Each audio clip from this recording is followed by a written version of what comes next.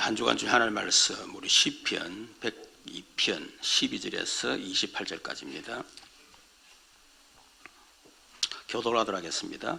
여호와여, 주는 영원히 계시고 주에 대한 기억은 대대에 이르로다.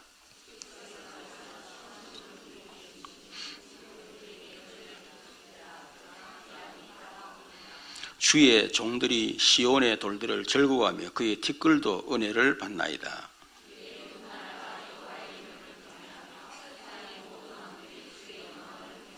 여호와께서 시온을 건설하시고 그의 영광 중에 나타나셨습니다.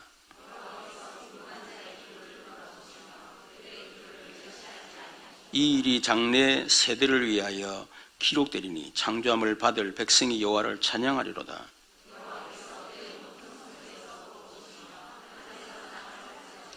이는 갇힌 자의 탄식을 들으시며 죽이기로 작정한 자를 해방하사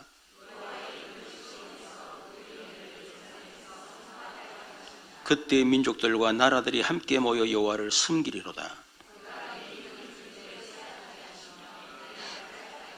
나의 말이 나의 하나님이여, 나의 중년의 날을 데려가지 마옵소서. 주의 연대는 대대에 무궁하나이다.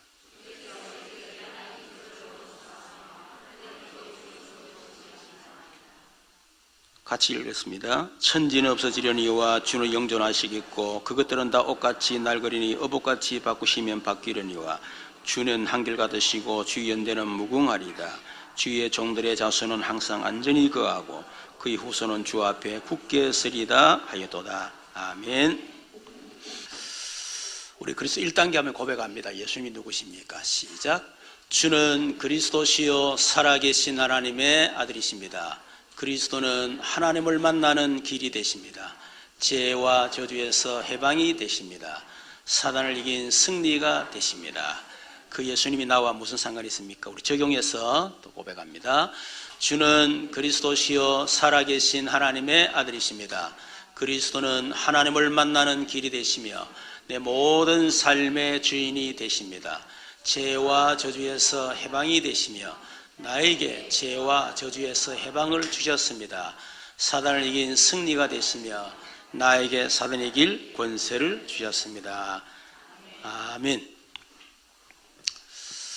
저번 주에 이 꽃꽂이를 보면서 꽃가지산에 내가 올라온 느낌이 제가 들었거든요. 그래 어제 우리 신정아 권사님이 그래 그 꽃꽂이를 하는데 내가 그랬다니까 목사님 가지산에 가가지고 갈대를 꺾고 왔다는 거예요.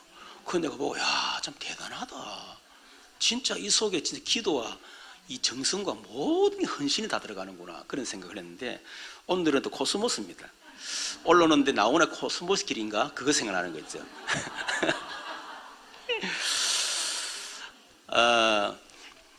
지금 고통을 당하는 시대라고 성경은 얘기합니다. 디모데 3장 1절에 보면 말세에 고통하는 때가 이르겠다 그랬습니다. 그래서 개인이 지금 고통을 당하고 있죠. 이번 주에도 어떤 분이 술 때문에 너무 고통을 당하더라고요. 술을 절대로 먹으면 안 되겠다 했는데 자기도 모르게 이미 술집에 가 있고 그것 때문에 대인관계 거의 지금 무너져가 있고 또 가정도 깨지고 또 본인도 지금 하는 일도 너무 힘들고 그런 고통을 당하는 사람을 만났습니다. 마태복음 24장에 보면 세상이 고통을 당하게 될 것이다. 이번에 인도네시아라든지 이런 데 보면 그런 쓰나미라든지 여기 와서 또 많은 사람 죽고 지진이 일어나고 뭐 이런 일들이 성경이 기록을 하고 있죠. 마태복음 25장에 보면 교회도 고통을 당할 것을 얘기합니다. 그래서 지금 80% 이상이 미자립 교회고 사실은 큰 대형 교회는 거의 다 지금 분쟁과 법적인 싸움에 다 들어갔다 보면 돼요. 그리고 계시록에는 앞으로 시대적인 종말이 결국 올 것을 성경은 얘기를 하고 있습니다. 그러다 보니까 고통을 당하다 보니까 정신적인 문제 올 수밖에 없죠. 그래서 불안하고 초조하고 그러다 보니까 뭔가 두려움에 살다. 그게 바로 공황장애입니다. 그리고 조울증 또 이런 우울증에 잡혀 살아가는 사람들이 점점 많아지고 있습니다. 그런 정신적으로 점점 잡히다 보니까 결국 스스로 통제할 수 없는 영적인 문제에 잡히게 되겠죠. 그것을 사단이 잡는 것입니다. 그러다 보니까 결국 어느 날 인생의 한계가 오고 또 해도 안 되니까 낙심이 되고 절망이 되고 그러다 보니까 사회 불만을 품고 사회 문제를 일으키기도 하고 또 개인은 결국은 자살하게 되는 이런 일들이 지금 일어나고 있습니다. 오늘 시편 102편에 보면 타이틀에 이렇게 타이틀되어 있죠. 고난당하는 자가 마음이 상하여 그의 근심을 여호와 앞에 토로하는 기도 그랬습니다. 지금 이 본문의 시대적 배경은 이스라엘 백성들이 바벨론 포로로 잡혀갔을 때 포로 시대로 추정을 하고 있죠. 근데 저자는 누군지를 잘 모르고 어떤 사람은 다니엘이다 막 그렇게 얘기를 하기도 합니다. 시의 내용이 뭐냐면 이 자신의 아픔 그리고 민족의 고통을 하나님께 하소연하고 또 예루살렘 회복을 위해서 기도하는 그런 내용입니다. 여러분, 저와 여러분에게도 고통이 있을 수 있지요. 그런데 그 고통을 이런 응답으로 바꾸는 그런 성도가 되기를 주님의 이름으로 축원합니다. 어떻게 하면 이 고통을 응답으로 바꿀 수가 있겠는가? 첫 번째는 고통 해결을 위한 기도를 하시길 바랍니다. 오늘 1절부터 11절에 보면 특히 1절 2절에 보면 여호와여 내 기도를 들으시고 나의 부르짖음을 주께 상달하게 하소서. 나의 괴로운 날에 주의 얼굴을 내게 숨기지 마소서. 주의 길을 내게 기울여서 내게 부르짖는 날에 속히 내게 응답하소서. 이 시편 기자는 자신의 개인의 고통과 민족의 그 고통 그것을 하나님 앞에 하소연하면서 부르짖는 그런 기도를 하고 있습니다. 어떻게 우리가 하나님 앞에 부르짖는 기도를 해야 되느냐? 확신을 가지고 기도해라. 1절에 보니까 여호와여 내 기도를 들으시고 나의 부르짖음을 주께 상달하게 하소서. 이 시편 기자는 지금 내가 기도하는 이 기도를 하나님 반드시 들으시고 내 기도가 분명히 주께 상달된다 라고는 확신을 가지고 기도했습니다. 시편 50편 15절에 보니까 환난 날에 나를 부르라. 내가 너를 건지리니 네가 나를 영화롭게 하리로다. 예레미야 33장 2절 3절에도 일을 행하시는 여호와 그것을 만들며 성취하시는 여호와 그의 이름을 여호와하는 자가 이같이 이르시도다. 너는 내게 부르짖으라. 내가 네게 응답하겠고 네가 알지 못하는 크고 은밀한 일을 네게 보이리라. 야고보서 5장 13절 14절에도 너희 중에 고난당하는 자가 있느냐 그는 기도할 것이요 즐거워하는 자가 있느냐 그는 찬송할지니라. 너희 중에 병든 자가 있느냐 그는 교회 장로들을 청할 것이요 그들은 주의 이름으로 기름을 바르며 그를 위하여 기도할지니라. 분명히 하나님 우리에게 기도하며 응답하시겠다고 약속했습니다. 그러니까 확신을 가지고 여러분 고통을 놓고 그 해결하도록 기도하세요. 두 번째는 뭐냐면 착각을 버려야 됩니다. 오늘 2절에 보니까 나의 괴로운 날에 주의 얼굴을 내게 숨기지 마소서. 기도에도 응답이 안 되니까 고통은 너무나 크고 기도도 응답이 안 되니까 이 시편 기자 마음속에 하나님이 마치 얼굴을 숨기신 것 같다 그런 착각을 한다는 겁니다. 그런 착각을 버리라는 것입니다.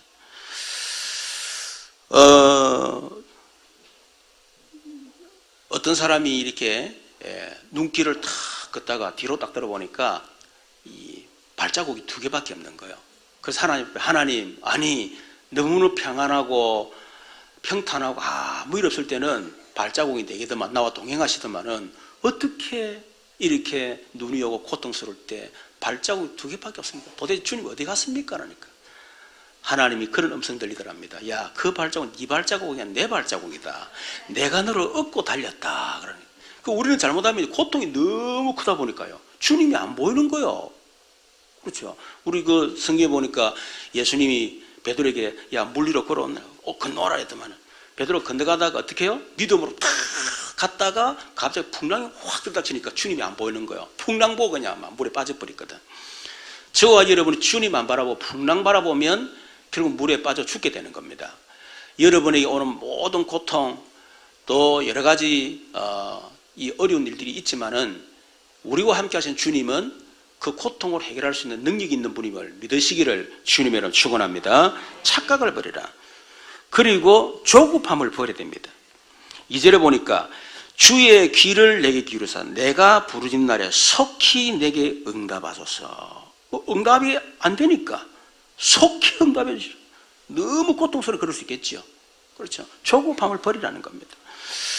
여러분, 우리에게는 더딘 것처럼 보이지만 하나님은 가장 정확한 시간표에 가장 좋은 그런 시간표에 여러분의 가장 좋은 것으로 응답 주실 줄로 믿습니다. 그렇기 때문에 조급함을 버리셔야 돼요. 물론 처음 예수 믿고 아직까지 이런 응답을 체험하지 못한 분들은 조급할 수도 있고 충분히 됩니다.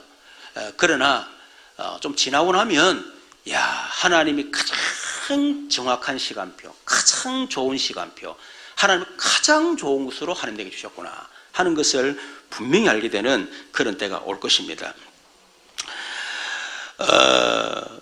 두 번째는 자신의 심정을 토하는 솔직한 기도를 하세요. 오늘 3절에서 9절에 보면 이런 말씀이 있죠. 내 날이 연기같이 소멸되며 내 뼈가 숯같이 탔음이다. 속이 탔다면 이 말이죠.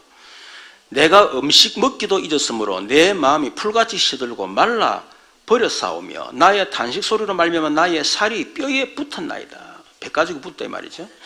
나는 광야의 올빼미 같고 황폐한 곳에 부흥이 같게 되었사오니 내가 밤을 새우니 지붕 위에 외로운 참새 같으니라.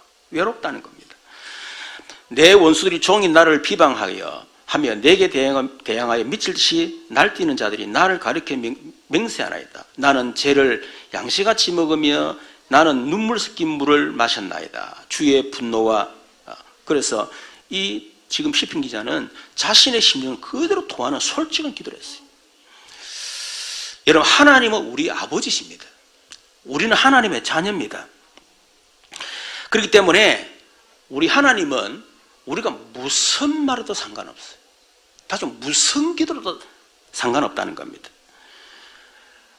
하나님 앞에 기도할 때 여러분 답답해서 기도할 때에 여러분 어떤 특별한 형식이나 격식이나 절차 이런 것이 전혀 필요 없어요. 그렇죠? 하나님 우리가 무슨 말하든지 무슨 기도하든지 하나님은 말없이 우리 기도를 들으시고 어떤 기도라도 우리는 다 하나님을 들으시는 겁니다. 그렇기 때문에 여러분이 너무 고통 답답하다. 그걸 그대로 토한 못해 솔직하게 아시겠죠? 여러분 너무 죽겠습니까? 그러면 죽겠다 이러지 말고 하나님 나 죽겠습니다 그러면 됩니다. 미치겠습니까? 하나님 나 미치겠습니다 그러면 돼요. 여러분의 심정을 그대로 토한 하나님 나 진짜 누구는 너무 싫습니다. 보기 싫습니다. 막 기도 상관없다니까. 그 사람한테 말 안 하면 돼. 그렇죠? 하나님은 죽을 때까지 비밀 지켜주시거든. 여러분만 입만 안 벌리면요 하나님은 끝까지 비밀을 지켜주는 분입니다. 그렇기 때문에 하나님 앞에 여러분의 심정을 마음껏 솔직하게 토하시면 돼요. 그래서 여러분 억지로 참는 것은요 그게 참 더 병이 됩니다. 그럴 때 사람들은 말할 수가 없잖아. 사람들한테 말하고 나면 그게 또 돌아가지고 그게 또 내 귀에 들어오고 말이에요. 그러니까 사람들한테 여러분 얘기하지 마세요. 도움 1%도 도움 안 됩니다. 솔직한 얘기로. 알겠죠? 기도해 줄게 하고 기도 안 해줘요. 물론 그래서 저는 내가 안 해줄 줄 알기 때문에 바로 그 순간에 기도합니다. 제가 하나님 들으셨죠? 응답해 주시옵소서. 근데 안 할 분명하니까. 그래서 억지로 참으면 다 그게 병이 되기 때문에요. 참지 말고 사람한테 말하지 말고 하나님 앞에 솔직한 심정을 토하면 되는 거예요. 여러분 목사님들 뭐 어려움이 있겠습니까? 어느 목사님이 이렇게 이제 가정의 사모님도 아프고 자녀들도 아프고 너무 힘든 거예요. 그러니까 자기가 이제 밥을 해야 되니까 그래서 이제 뭐 호박 같은 거 또 이런 거 과일 같은 거 또 이렇게 여러 가지 사가지고 이제 올라다가 모르고 자빠져 버렸어. 그러니까 마침 길이 또 비탈길이라. 그러니까 막 이 호박 같은 게 떼고 굴러가니까 그거 주우려고 막 쫓아가는데 이게 주워집니까 이게?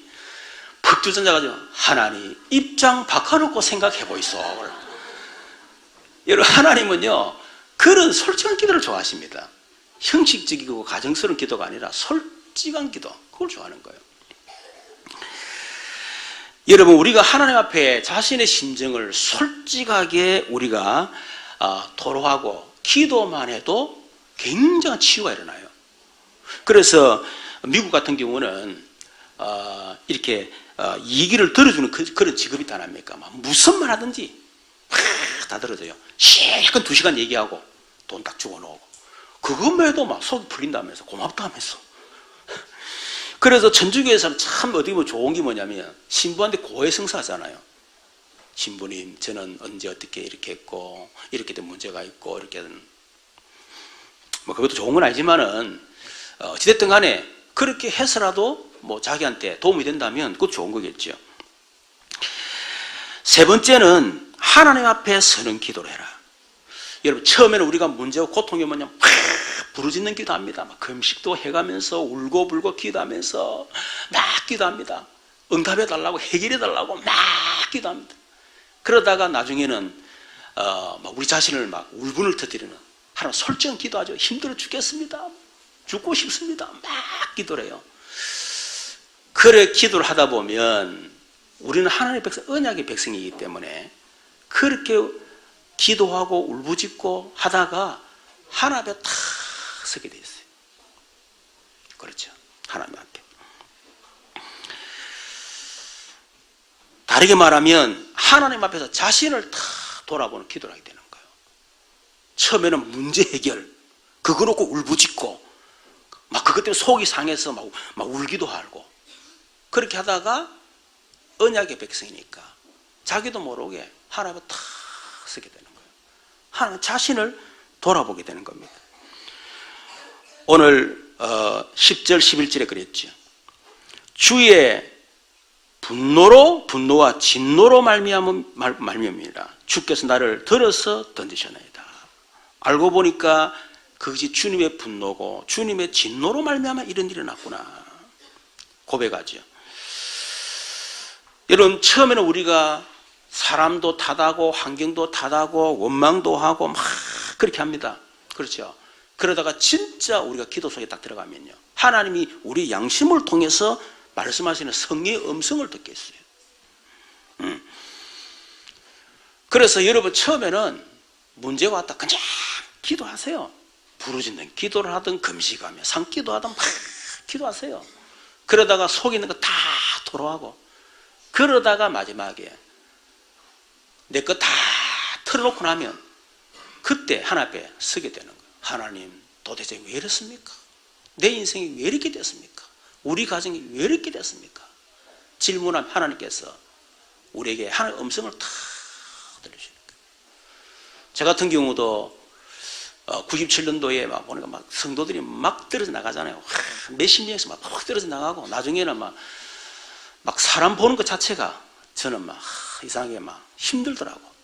그래서 설교 딱 마쳐서 막 보는데 목욕실 올라가지고요, 고기 뒤로 제끼고 괴로워가지고 그래 하나님 기도, 하나님 도대체 왜 성도들이 이렇게 떨어져 나갑니까? 하나님이 간단하게 답변해요.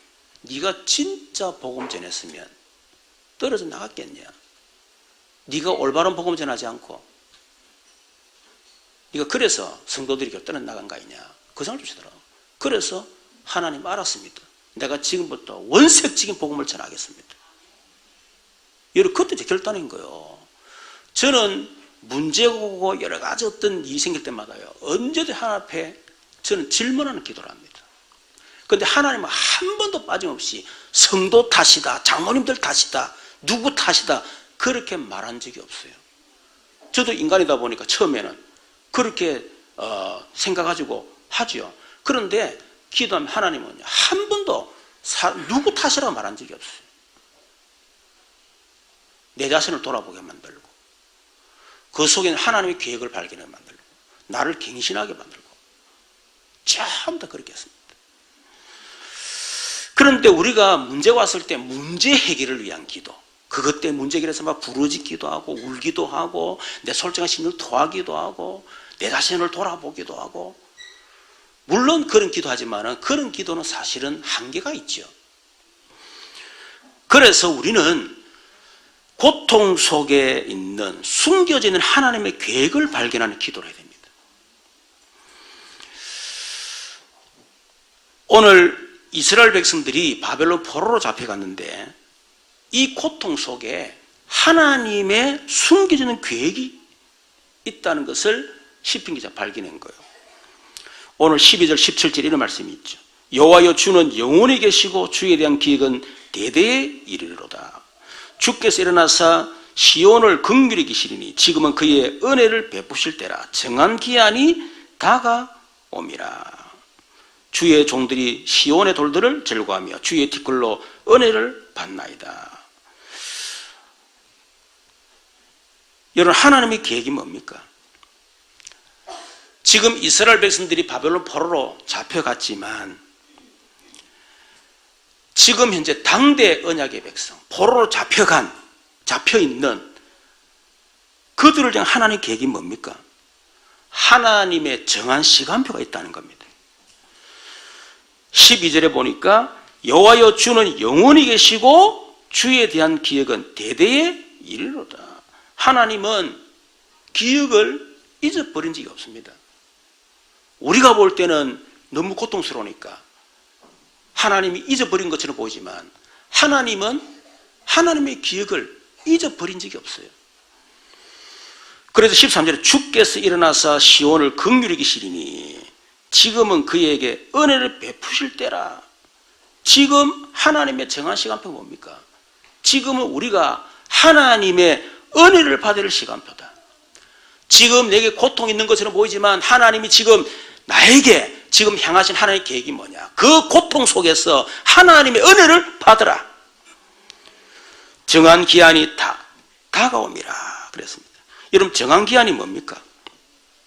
13절에 보니까 13절에 정한 기한이 있다고 그랬는데 예레미야 25장 9절 12절에 보면 이스라엘 백성들이 결국 언약 버리고 우상 숭배한 것 때문에 70년 바벨론 포로로 잡혀갈 것을 예레미야를 예언을 했습니다. 그런데 예레미야가 그 70년이 지나면 하나님이 바벨론을 무너뜨리고 이스라엘 백성들을 다시 예루살렘으로 귀환시킬 것이라고 하는 예언을 한 거예요. 그 때가 지금 가까웠다는 겁니다. 그래서 14, 17절에 이런 말씀이 있죠. 주의 종들이 시온의 돌들을 즐거워하며 그의 티끌도 은혜를 받나이다. 시온의 돌이라는 말은 이제 예루살렘성 회복을 말하는 겁니다. 다시 회복될 것을 얘기하는 거예요. 그의 티끌도 먼지, 흙 같은 거 그것도 은혜를 받나이다. 이에 문나라가 여호와의 이름을 경외하며 이 땅의 모든 왕들이 주의 영광을 경외. 왜냐? 바벨론 포로에서 회복되었으니까. 그러니까 문나라가 여호와 이름을 경외하고 모든 왕들이 주의 영광을 경외하게 되겠죠. 16절에 여호와께서 시온을 건설하시고 그의 영광 중에 나타나셨습니다. 예루살렘 회복을 얘기하는 거죠. 그래서 17절에 여호와께서 빈궁한 자의 기도를 돌아보시며 그들의 기도를 멸시하지 아니하셨도다. 하나님 우리 기도를 들으시지 않는 것처럼 보이지만 뭐요? 지금 시간표가 있다는 겁니다. 그리고 하나님의 응답의 시간표가 있다는 겁니다. 그래서 그걸 놓고 하나님 앞에 낙심하지 말고 하나님이 주신 그 정한 시간표에 하나님의 그 응답과 회복의 시간표를 가지고 기도를 해라 하는 겁니다. 여러분, 지금 저와 여러분에게 가정에 여러 가지 문제가 있을 수 있겠지요. 지금 시간표가 어떤 시간표겠습니까? 저는 아무리 생각해도 저는 복음 시간표라고 봅니다. 여러분의 고통이 문제 왔다. 하나님은 지금 여러분에게 어떤 은혜를 주시기를 원하시느냐? 여러분 어떤 은혜를 받기를 원하시느냐? 하나님이 지금 정한 시간표가 뭐냐? 철저하게 복음 이해하는 쪽으로 들어가라. 그리고 복음 이해했다면 이제는 진짜 복음 체험되는 시간표 속으로 들어가라. 복음을 체험했다면 이제는 복음 누림 시간표 속으로 들어가라. 그게 저는 하나님 은혜의 시간표요. 그게 하나님 정한 지금 시간표라고 봅니다.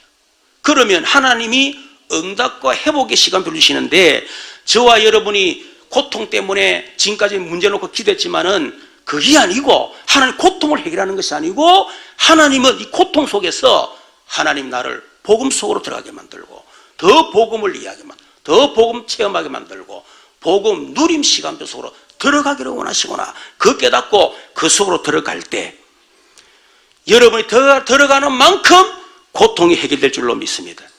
여러분은 복음 속으로 들어가는 만큼 응답이 되어지고 복음 속으로 들어가는 만큼 회복되어지는 그런 역사가 일어날 줄로 믿습니다. 우리 교회 어느 권사님이죠. 그 가정에 여러 가지 이렇게 문제가 오는 가운데 특별히 그 자녀에게 문제가 왔어요. 그 자녀가 귀신에게 시달리고 또 귀신에 사로잡혀가지고 다 이렇게 권사님이 그 자녀를 위해서 얼마나 기도를 많이 했겠어요. 그리고 교회를 위해서 얼마나 충성을 많이 했는지 모릅니다. 왜?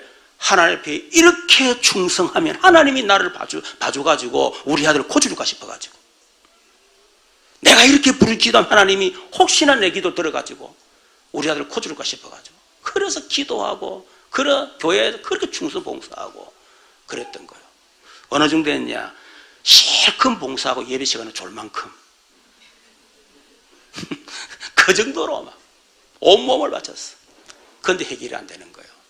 그러다가 한계 와가지고 전도사를 다 만나게 된 겁니다. 계속 복음을 듣는 가운데 우리 가정에 왜 이런 문제가 우리 아들에게 왜 이런 문제가 왔는지 그 답을 알게 된 거예요. 그래서 복음 속으로 들어가게 된 겁니다. 이분이 결국 우리 교회로 왔어요. 그랬더니 그 아들이 귀신 들린 아들이 다른 교회는 다 가도 되는데 그 교회만큼은 절대로 가지 마라 그러더라는 거예요. 참 귀신같이 잘 알지요. 그렇죠. 귀신이 가라는 교회 가면 안 됩니다. 귀신이 절대로 가지 마. 그 교회는 그런 교회 가야 살지. 귀신이 추천해 주는 교회. 여러분 그런 교회 가면 안 돼요. 그러니까 막 귀신이 발아가는 거야.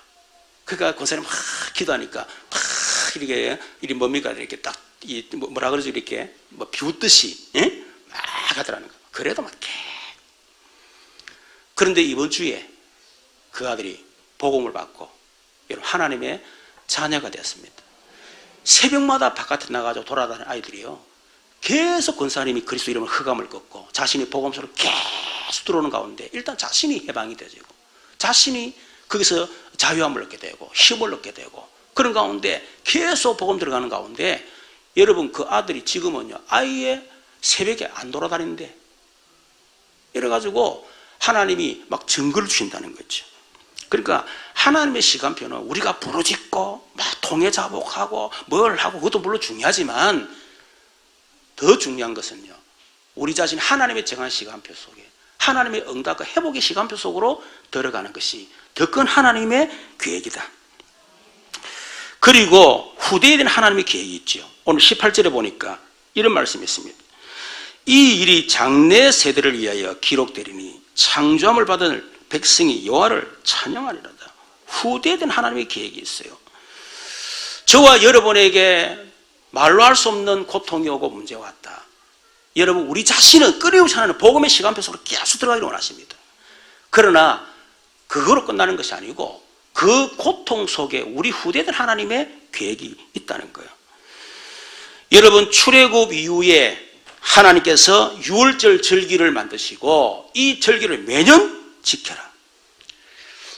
그리고 후대들이 도대체 이 절기를 왜 지킵니까? 라고 물어보면 얘기를 해주라. 유월절 언약을 전달해라 말이죠. 우리가 애굽에 430년 노예 생활했는데 아무래도 고통이 해결되지 않다가 하나님이 유월절 피 언약을 주셨는데 그 피를 바른 날 회복되어졌다. 우리 해방됐다. 그걸 잊지 마라. 그걸 얘기해 주라는 거예요. 이스라엘 백성들이 요단을 건넜잖아요. 요단을 건너고 난 뒤에 그 밟았던 돌을 하나씩 가서 이 돌을 사라 그랬습니다. 탑을 사라 했습니다.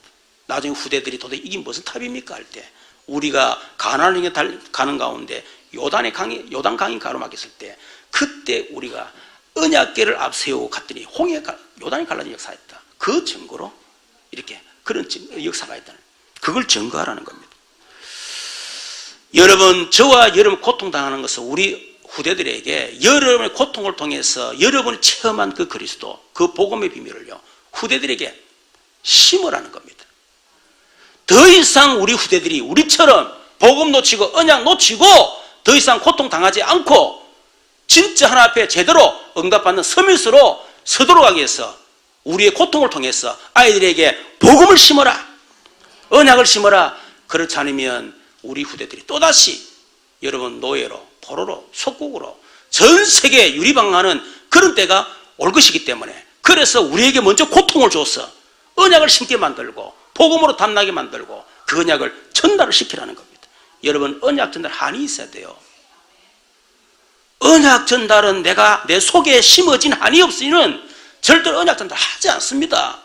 그냥 예수 믿고 평안하고 좋고 응답하고 좋은데 무슨 언약이 심어집니까? 그렇잖아요.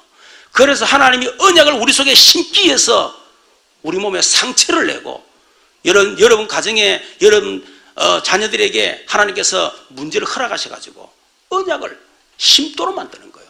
그래서 여러분, 메시지는 이런 종이 조각이 아닙니다. 이거 백날리고 소용없어요. 하나님이 고통을 통해서 여러분의 몸에 새겨놓은 그 메시지, 그것이 증거될 때 여러분 살아나는 역사가 일어날 줄로 믿습니다.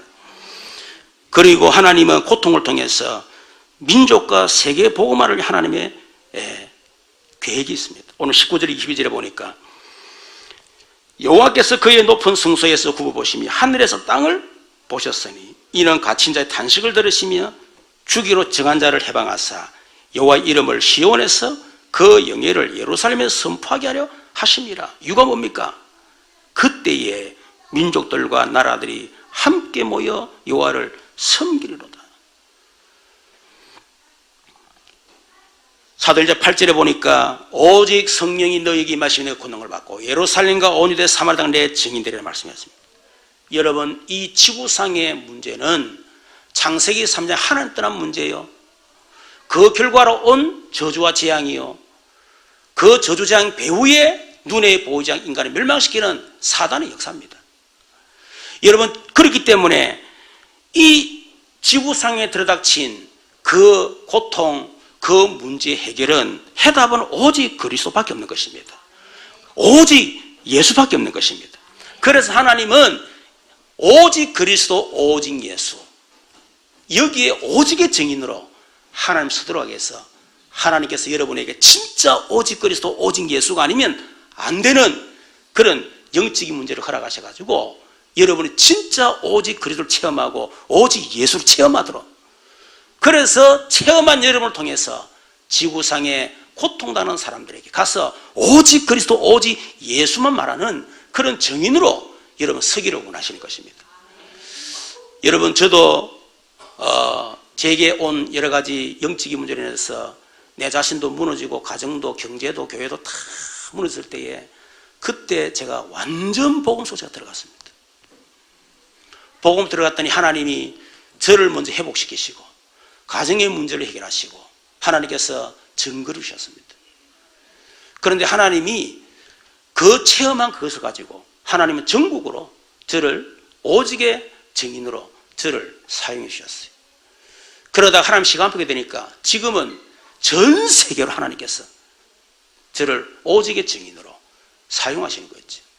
그러니 문제 해결이 문제가 아니고 그 문제 속에는 하나 숨어있는 그 계획, 어마어마한 계획, 그것을 발견해야 된다는 것입니다. 여러분, 세 번째는 고통을 통해서 언약의 여정이 완성되도록 기도하세요. 여러분, 성경은 언약의 여정을 기록하고 있죠. 구약은 오실 메시아에 대한 하나의 예정입니다.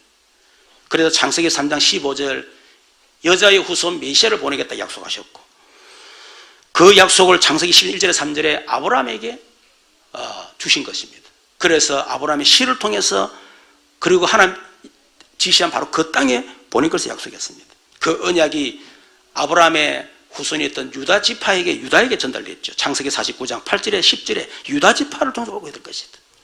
그래서 이스라엘 백성들이 이 언약 놓치고 애굽의 노예가 되는데, 하나님 모세를 통해서 이스라엘 백성 출애굽을 시키기로 작성하셨는데, 출애굽 3장 8절에 보면 하나님이 출애굽 목적이 바로 메시아가 올 그 땅으로 올라가라고 얘기한 것입니다. 모세가 이 언약을 성취하지 못하고 결국 죽게 되니까 하나님이 여호수아를 지도자로 세워서 여호수아에게 그 언약의 땅에 들어가도록 명령하신 것입니다. 내가 네게 보여줄 그 땅으로 가라. 왜냐하니까 유다 지파가 언약의 땅으로 가야 메시아가 올 수 있기 때문에 그런 것입니다. 그게 바로 창세기, 출애굽, 이 모세오경, 그게 여호수아 그 얘기예요. 그 이후에 이스라엘 백성들이 가나안에 들어갔는데 거기서 또 언약 놓친 거예요. 하나님의 계획은 그 가나안을 정복하는 것입니다. 그런데 이 사람들은 적당히 타협하는 거예요. 그냥 좋은 기 좋지 꼭 다 쫓아놔야 되나 이런 식으로. 여러분, 그것이 결국 언약을 희미하게 만드는 사실을 잘 몰라요. 그래서 결국은 적당히 타협하고 그 사람 종이들이 그걸 편하게 줬습니까? 그러다가 결국은 언약을 놓쳐버리고 400년 동안 사사시대가 온 것입니다. 그게 바로 사사기입니다. 그게 바로 룻기서입니다. 그 이후에 하나님이 사울을 왕으로 세웠는데 하나님이 사울을 피하시고 다윗을 왕으로 세우셨잖아요. 그게 사무엘 상하, 역대 상하, 바로 그 얘기죠. 왕조 시대. 그러다가 결국 이스라엘 백성들이 솔로몬 이후에 죽고 난 이후에 나라가 분열되어지고 결국 북이스라엘은 아수르 멸망당하고 남유다는 70년 동안 바벨론 포로로 잡혀간 것입니다. 그것이 바로 선지서 얘기입니다. 그게 구약 전체입니다. 그 속에 다시 이스라엘이 예루살렘으로 올라올 것을 예언하고 있는 거예요. 그게 바로 스가랴서, 느헤미야, 예레미야 다 포함해서 다 그 얘기죠. 에스더서 같은 것도 역시 마찬가지입니다. 한마디로 말하면 뭡니까? 메시아를 보내겠다는 약속입니다. 그게 구약 성경의 언약의 여정이에요. 여러분, 사복음서는 뭡니까? 그 구약에 약속된 대로 그리스도가 오셨다, 그 언약을 성취하셨다 하는 그 언약의 성취를 기록하고 있습니다. 그게 바로 사복음서입니다. 그래서 마태복음 1장 1절에 아브라함과 다윗 자손 예수 그리스도 세계라, 아브라함과 다윗을 통해서 약속했던 그 메시아가 오셨다. 그렇죠? 그분이 바로 예수다. 증거가 뭐냐? 족보. 그래서 하나님께서 이런저런 있으면 하나님은 그 언약의 여정을 그대로 성취하셨다. 그 얘기를 하는 거예요. 마태복음 16, 16절에 보니까 사람들이 나를 누구냐, 너희들은 나를 누구냐? 베드로가 주는 그리스도시요 살아계신 하나님의 아들이십니다. 이 베드로는 그 언약의 여정을 다 알고 있었던 사람이에요. 우리가 그렇게 구약에 그렇게 예언했던 바로 그 메시아, 그 그리스도, 바로 그분이 당신이십니다. 요한복음 30절에 보니까 예수님 다 이루었다. 이 말은 내가 바로 구약의 모든 예언을 내가 다 이룬, 그래서 내가 바로 그리스도라는 선포요.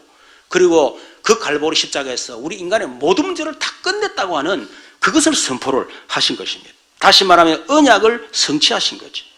그 언약을 성취하신 그 예수님이 사도행전에 우리에게 완성될 언약을 주신 것입니다. 사도행전 8절에 오직 성령이 너희에게 임하시면 너희가 권능을 받고 예루살렘 온 데 사마리아가 내 증인 될 것이다. 이제는 그 성취된 갈보리 십자가에서 그 성취하신 그리스도 언약을 이제는 예루살렘 온 유대 사마리아 땅까지 증거해라. 증거될 것이다. 그것이 바로 완성될 언약이란 말이에요. 그래서 사도행전 1장 1절 누구를 통해서요? 예수가 그리스도, 예수는 그리스도, 해답 난 자를 통해서. 사도행전 1장 3절 하나님의 나라, 여기 결론 난 사람을 위해서. 오직이 결론입니다. 다른 것을 사용하지 않아요. 여러분 훈련받는다 하면 사용하시는 줄 아십니까? 절 사용하지 않습니다. 동기 없어야 돼요. 오직 하나님 나라, 오직 전도 선교, 그 결론 나야 됩니다. 그렇지 않고 아무 가치 없는 그런 동기 가지고 그 계산 가지고 여러분 하나님 서지 않습니다. 방법이 뭡니까? 오직의 방법이에요. 우리는 힘이기 때문에. 그래서 내가 성령 충만 주겠다.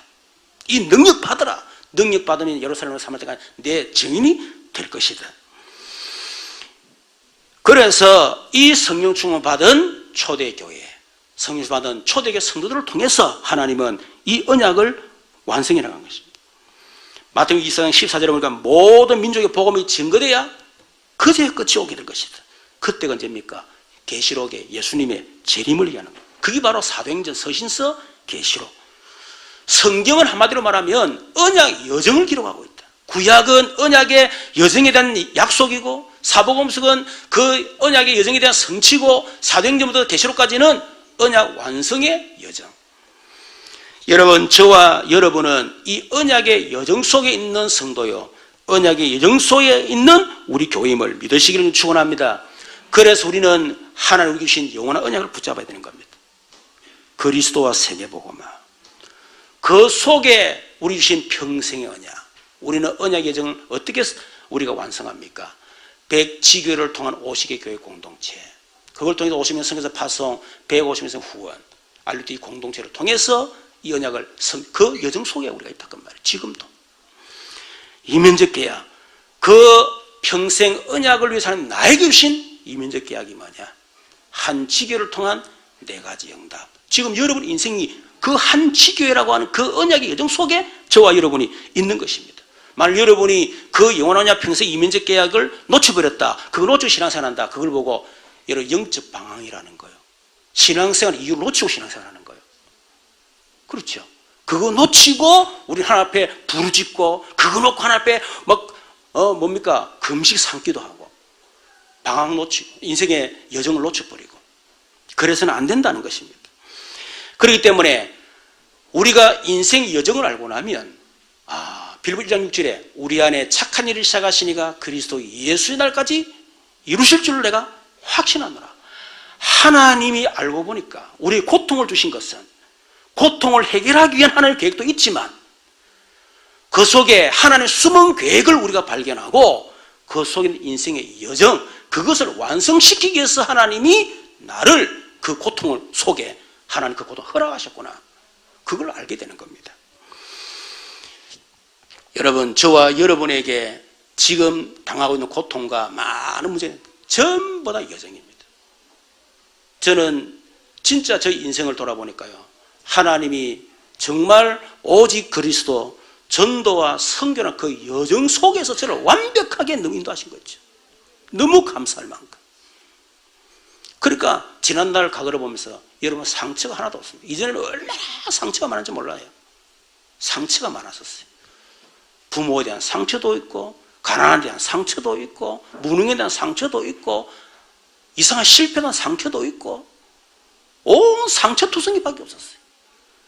그런데 복음 속에 들어가면서 하나님의 계획을 깨닫고 나니까, 하나님이 결국은 나로 복음 속에 들어가도록, 복음이 아니면 안 되기 때문에 그래서 그랬구나, 그거 깨달았고요. 전도 선교를 깨닫고 하나님이 나를 진짜 세계복음화의 그 언약 완성의 여정 속에 나를 증인으로 서기 위해서 하나님 그렇게 하셨구나. 여러분, 그거를 깨닫고 나니까 얼마나 감사한지 모릅니다. 그래서 그걸 깨달은 사람은 여러분 고통이 아니다. 그렇죠. 그게 바로 여러분 고통을 응답으로 바꾸는 방법입니다. 여러분의 고통을 여러분 응답으로 바꾸는 우리 모든 성도들 되시기를 주님의 이름으로 축원합니다. 자, 그렇다면 우리는 응답의 흐름 속으로 계속 들어가야 되겠죠.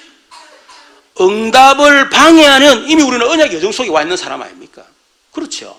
그런데 우리가 응답의 흐름 속으로 계속 들어가기만 하면 우리를 통해서 언약의 완성이 될 것인데, 문제는 응답을 방해하는 것들이 우리 속에 있다는 거예요. 그게 뭡니까? 틀린 각인입니다. 다른 뿔입니다. 망할 체질입니다. 그것이 응답의 흐름을 자꾸 가로막고 방해하고, 그게 걸림돌 되고, 그거 걸려서 또 갈등하게 만들고, 그걸 버리라는 겁니다. 여러분, 응답의 흐름이 뭡니까? 오직 그리스도로 나를 살리고 개인을 살리는 그리스도의 제자의 흐름 속으로 들어가는 겁니다. 그 첫 번째 흐름입니다. 이게 안 되는 사람은 이 속으로 들어가야 돼요. 오직 그리스도로 나를 살리고, 나를 살렸으니까 다른 사람들을 살릴 수 있을 만큼 개인화시킬 수 있는 그런 그리스도의 제자의 응답 흐름. 이게 제일 첫 번째. 이게 안 되면 그 다음 응답 흐름을 갈 수가 없어요.